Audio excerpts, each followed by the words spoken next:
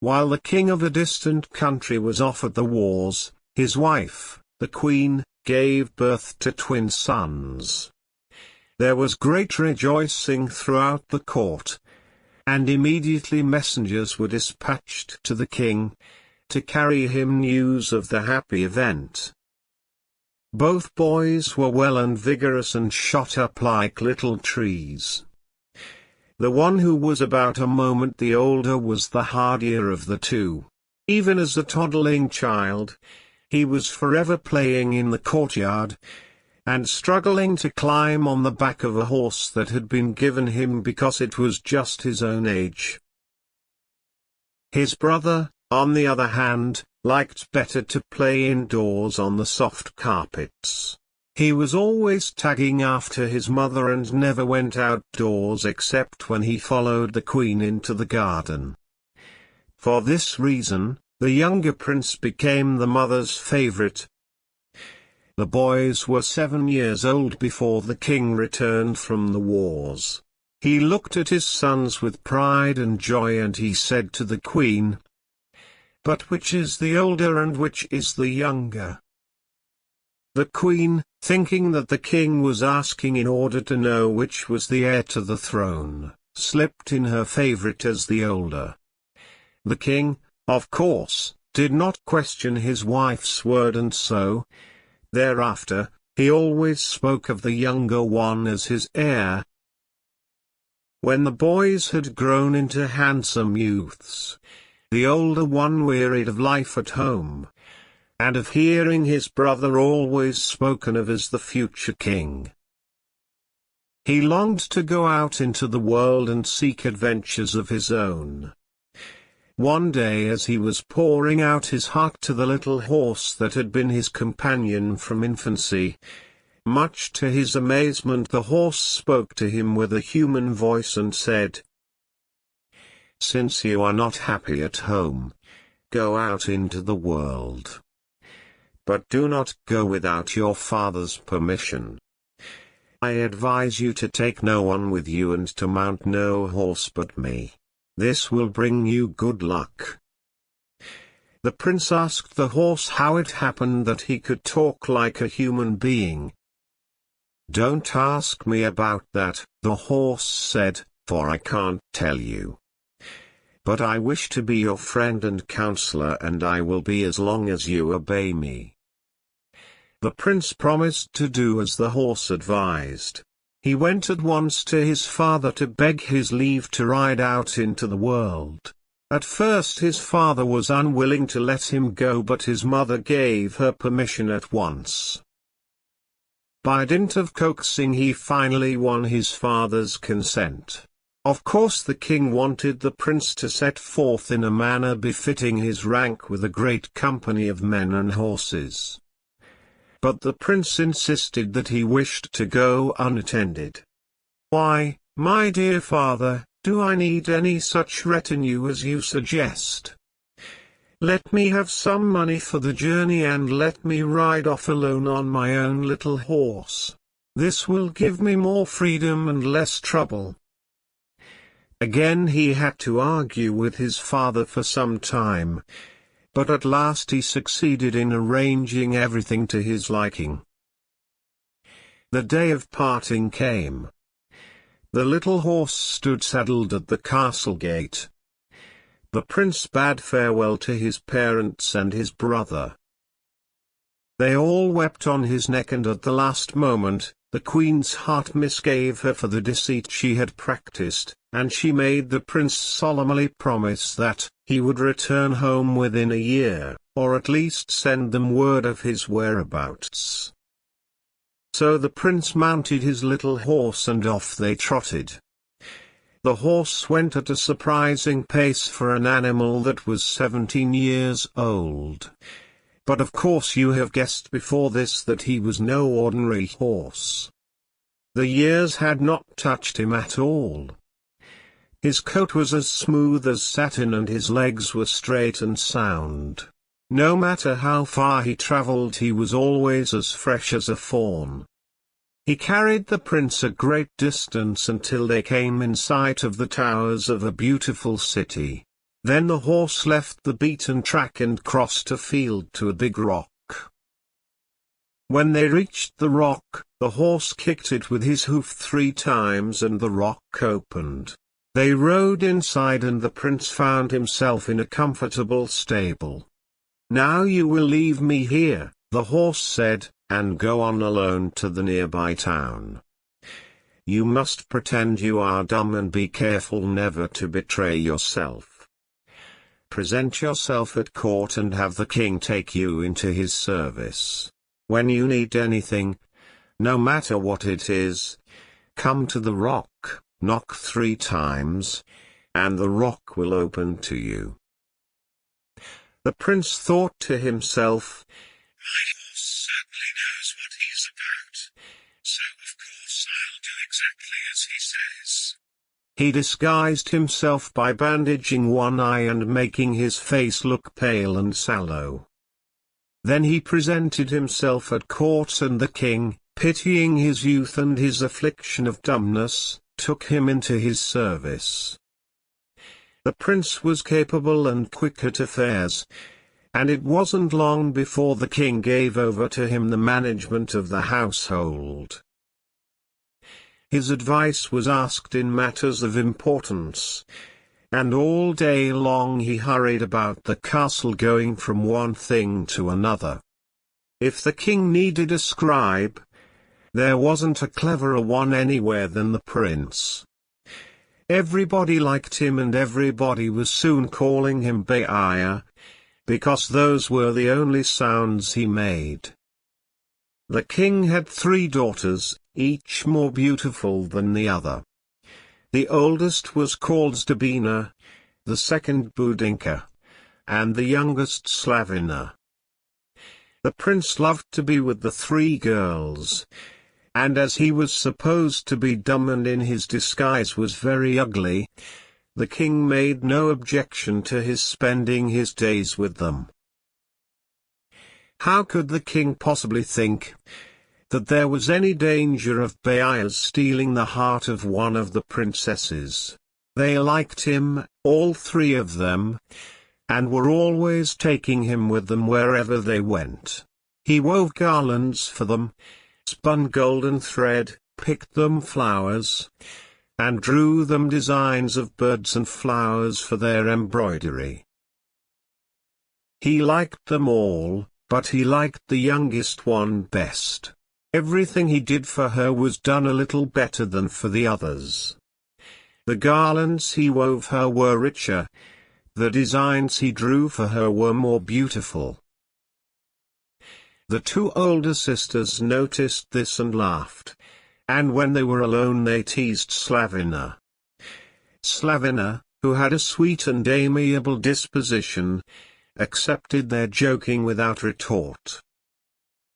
Beaya had been at the court some time when one morning, he found the king sitting sad and gloomy over his breakfast. So by signs he asked him what was the matter. The king looked at him and sighed. "Is it possible, my dear boy," he said, "that you don't know what's the matter? Don't you know the calamity that threatens us? Don't you know the bitter 3 days that are at hand for me?" Beaya, alarmed by the seriousness of the king's manner, shook his head. "Then I'll tell you," said the king, "although you can be of no help. Years ago 3 dragons came flying through the air and alighted on a great rock near here. The first was 9-headed, the second 18-headed, and the third 27-headed. At once they laid waste the country, devouring the cattle and killing the people. Soon the city was in a state of siege. To keep them away we placed all the food we had outside the gates, and in a short time we ourselves were starving. In desperation I had an old wise woman called to court and asked her was there any way to drive these monsters from the land. Alas for me, there was a way, and that way was to promise the awful creatures my 3 beautiful daughters when they reached womanhood. At that time my daughters were only small children, and I thought to myself many things might happen in the years before they grew up.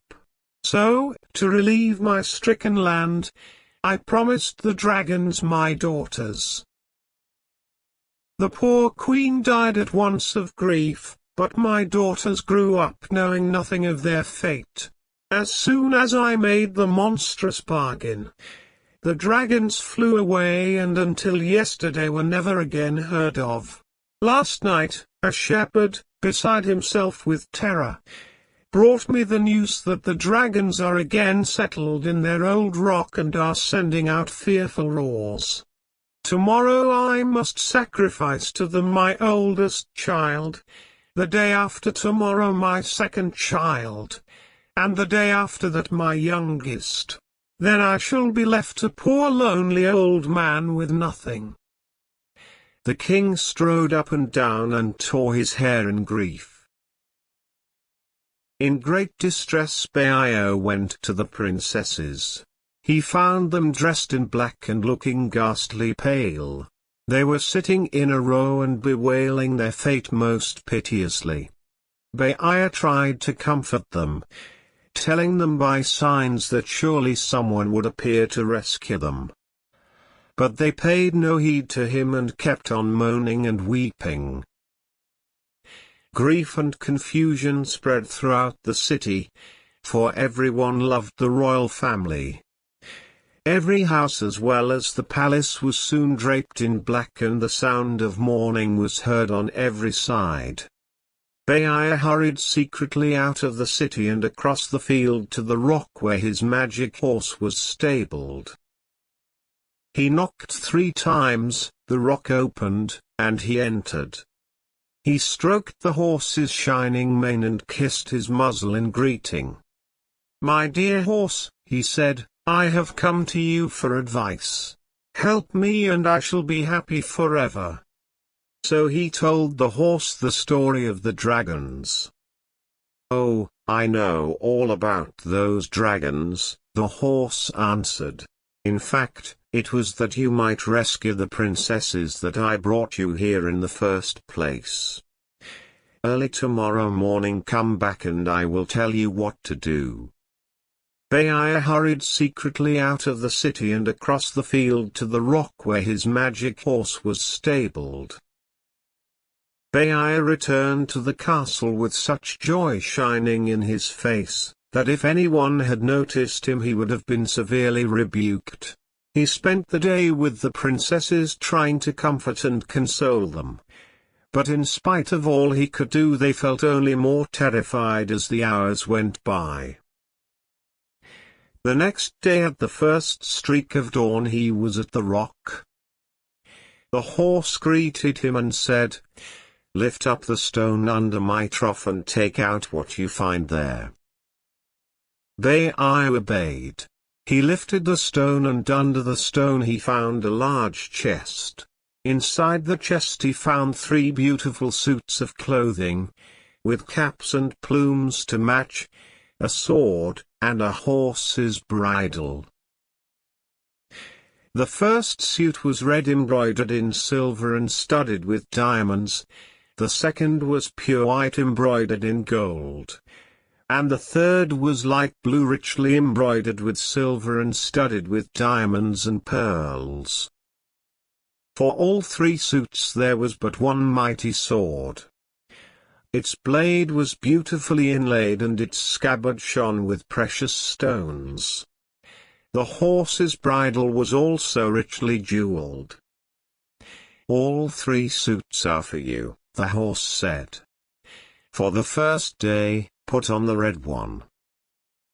So Baia dressed himself in the red suit, buckled on his sword, and threw the bridle over the horse's head.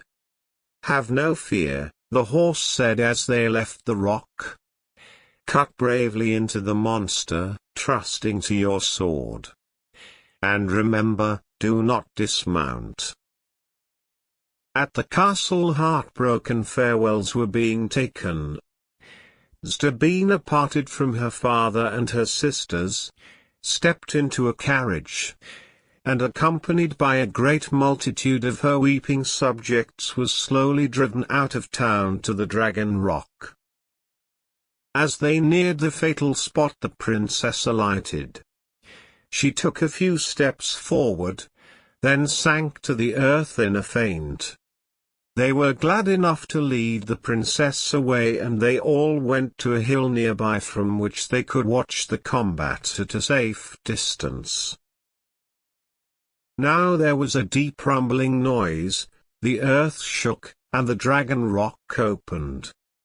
A 9-headed monster crawled out. He spat fire and poison from all his 9 mouths and cast about his 9 heads, this way and that, looking for his promised prey. When he saw the knight, he let out a horrible roar. Baiaya rode straight at him and with one blow of his sword cut off 3 of his heads. The dragon writhed and enveloped Baiaya in flames and poisonous fumes. But the prince, undaunted, struck at him again and again until he had cut off all 9 heads. The life that still remained in the loathsome body, the horse finished with his hoofs. When the dragon had perished, the prince turned and galloped back the way he had come. Stabina looked after him, wishing she might follow him to thank him for her deliverance. But she remembered her poor father sunk in grief at the castle, and she felt it was her duty to hurry back to him as quickly as she could. It would be impossible to describe in words the king's joy when Stabina appeared before him safe and uninjured. Her sisters embraced her and wondered for the first time whether a deliverer would rise up for them as well. Baiaya capered happily about and assured them by signs that he was certain they, too, would be saved. Although the prospect of the morrow still terrified them, yet hope had come to them, and once or twice Baiaya succeeded in making them laugh. The next day Boudinka was led out. As on the day before, the unknown knight appeared, this time wearing a white plume. He attacked the 18-headed dragon and, after valiant conflict, dispatched him. Then before anyone could reach him, he turned and rode away. The princess returned to the castle, grieving that she had not been able to speak to the knight and express her gratitude. "You, my sisters," Slavina said, "were backward not to speak to him before he rode off. Tomorrow if he delivers me I shall kneel before him and not get up until he consents to return with me to the castle." Just then Baiaya began laughing and chuckling, and Slavina asked him sharply what was the matter. He capered about and made her understand that he, too, wanted to see the knight. On the 3rd day Slavina was taken out to the Dragon Rock. This time the king also went. The heart of the poor girl quaked with terror when she thought that if the unknown knight failed to appear she would be handed over to the horrible monster. A joyous shout from the people told her that the knight was coming. Then she saw him, a gallant figure in blue with a blue and white plume floating in the wind. As he had killed the first dragon, and the second dragon, so he killed the third, although the struggle was longer, and the little horse had much to do to stand up against the poisonous fumes. Instantly the dragon was slain. Slavina and the king rushed up to the knight and begged him to return with them to the castle. He scarcely knew how to refuse, especially when Slavina, kneeling before him, grasped the edge of his tunic and looked up at him so bewitchingly that his heart melted and he was ready to do anything she asked. But the little horse took matters into his own hands, reared up suddenly, and galloped off before the knight had time to dismount. So Slavina, too, was unable to bring the knight back to the castle. The king and all the court were greatly disappointed. But their disappointment was swallowed up in their joy that the princesses had been so miraculously saved. Shortly after this, another disaster threatened the king. A neighboring king of great power declared war against him. The king sent far and wide and summoned together all the nobles of the land. They came, and the king, when he had laid before them his cause, promised them the hands of his 3 beautiful daughters in return for their support. This was indeed an inducement, and every young noble present swore his allegiance and hurried home to gather his forces. Troops poured in from all sides, and soon the king was ready to set forth. He handed over the affairs of the castle to Baiaya, and also entrusted to him the safety of the 3 princesses. Baiaya did his duty faithfully, looking after the castle and planning diversions for the princesses to keep them happy and cheerful. Then one day he complained of feeling sick, but instead of consulting the court physician, he said he would go himself to the fields and hunt some herbs. The princesses laughed at his whim but let him go. He hurried to the rock where his horse was stabled, knocked 3 times, and entered. "You have come in good time," the horse said. "The king's forces are weakening and tomorrow will decide the battle. Put on the white suit, take your sword, and let us be off." Baiaya kissed his brave little horse and put on his white suit. That night the king was awake planning the morrow's battle and sending swift messengers to his daughters instructing them what to do in case the day went against him. The next morning, as the battle joined, an unknown knight suddenly appeared among the king's forces. He was all in white. He rode a little horse, and he wielded a mighty sword. He struck right and left among the enemy, and he caused such havoc that the king's forces were instantly heartened. Gathering around the white knight, they fought so valiantly that soon the enemy broke and scattered, and the king won a mighty victory. The knight himself was slightly wounded on the foot. When the king saw this, he jumped down from his horse, tore off a piece of his own cape, and bound up the wound. He begged the knight to dismount and come with him to a tent. But the knight, thanking him, refused, spurred his horse, and was gone.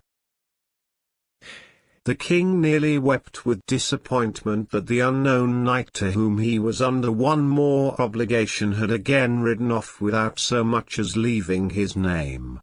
With great rejoicing the king's forces marched home carrying vast stores of booty. "Well, steward," said the king to Baiaya, "how have the affairs of the household gone in my absence?" Baiaya nodded that everything had gone well, but the princesses laughed at him, and Slavina said, "I must enter complaint against your steward, for he was disobedient. He said he was sick, but he would not consult the court physician. He said he wanted to go himself and get some herbs. He went and he was gone 2 whole days, and when he came back he was sicker than before." The king looked at Baiaya to see if he was still sick. Baiaya shook his head and capered about to show the king that he was all right. When the princesses heard that the unknown knight had again appeared and saved the day, they were unwilling to become at once the brides of any of the nobles, for they thought the knight might perhaps come demanding one of them. Again the king was in a quandary. All the various nobles had helped him valiantly, and the question now arose to what 3 of them would the princesses be awarded. After much thought the king hit upon a plan which he hoped would decide the matter to the satisfaction of them all. He called a meeting of the nobles and said, "My dear comrades in arms, You remember that I promised the hands of my daughters to those of you who would support me in battle. All of you gave me valiant support. Each of you deserves the hand of one of my daughters. But, alas, I have only 3 daughters. To decide therefore which 3 of you my daughters shall marry, I make this suggestion. Let all of you stand in the garden in a row and let each of my daughters throw down a golden apple from a balcony. Then each princess must wed the man to whom her apple rolls. My lords, do you all agree to this? The nobles all agreed, and the king sent for his daughters. The princesses, still thinking of the unknown knight, were not enthusiastic over this arrangement, but not to shame their father they, too, agreed. So each of the girls, dressed in her loveliest, took a golden apple in her hand and went up to a balcony. Below in the garden the nobles stood in a row. Baiaya, as though he were a spectator, took his place at the end of the line. First Stabina threw down her apple. It rolled straight to the feet of Baiaya, but he turned quickly aside and it rolled onto a handsome youth, who snatched it up with joy and stepped from the line. Then Budinka threw her apple. It, too, rolled to Baiaya, but he cleverly kicked it on so that it seemed to roll straight to the feet of a valiant lord, who picked it up and then looked with happy eyes at his lovely bride. Last Slavina threw her apple. This time Baiaya did not step aside, but when the apple rolled to him he stooped and picked it up. Then he ran to the balcony, knelt before the princess, and kissed her hand. Slavina snatched away her hand and ran to her chamber, where she wept bitterly to think she would have to marry Baiaya instead of the unknown knight. The king was much disappointed and the nobles murmured. But what was done, and could not be undone. That night there was a great feast, but Slavina remained in her chamber, refusing to appear among the guests. Last Slavina threw her apple. It was moonlight, and from the rock in the field a little horse carried his master for the last time. When they reached the castle, Baiaya dismounted. Then he kissed his faithful friend farewell, and the little horse vanished. Slavina still sat in her chamber, sad and unhappy. When a maidservant opened the door and said that Baiaya wished to speak to her, the princess hid her face in the pillows. Presently someone took her by the hand, and when she raised her head she saw standing before her the beautiful knight of her dreams. "Are you angry with your bridegroom that you hide from him?" he asked. "Why do you ask me that?" Slavina whispered. "You are not my bridegroom. Baiaya is my bridegroom." "I am Baiaya. I am the dumb youth who wove you garlands. I am the knight who saved you and your sisters from death and who helped your father in battle. See, here is the piece of your father's cape with which he bound up my wounded foot." That this was so was joy indeed to Slavina. She led the white knight into the banquet hall and presented him to the king as her bridegroom. When all had been explained, the king rejoiced, the guests marveled, and Stabina and Budinka looked sideways at each other with little gasps of envy. After the wedding, Baiaya rode away with Slavina to visit his parents. When he reached his native town, the first news he got was of the death of his brother. He hurried to the castle to comfort his parents. They were overjoyed at his return, for they had long ago given him up for dead. After a time Baiaya succeeded to the kingdom. He lived long and prospered, and he enjoyed unclouded happiness with his wife. If you've enjoyed this story, your support is invaluable in helping us grow. We kindly ask you to show your appreciation by clicking the like button and subscribing to our channel. Your engagement fuels our motivation to bring you more captivating and diverse stories from around the world. Your support is